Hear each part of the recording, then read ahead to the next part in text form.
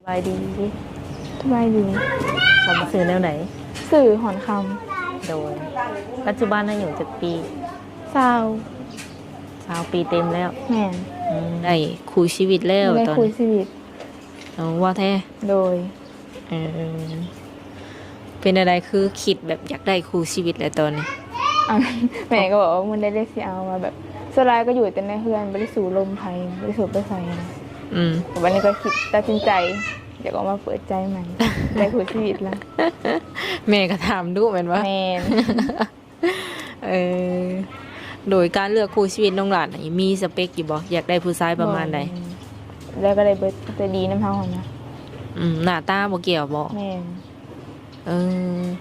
นิสัยลักๆเนาะที่ว่าน้องหลานต้องการ อยากให้เพิ่นแบบเฮ็ดกับเฮาอย่างสินะอยากได้ประมาณไหน แบบว่าแบบคนที่แบบว่าคุยแล้วก็แบบคนใส่ใจเฮาหั่นนะว่าแม่นว่าเจ้าสู้ลงกับเฮาแล้วสิสู้ลงกับผู้อื่นไปหาลงเท่าคนเดียวใส่ใจเฮาหั่นนะ อืม เฮาให้คนแบบมักให้เอาใจ เออ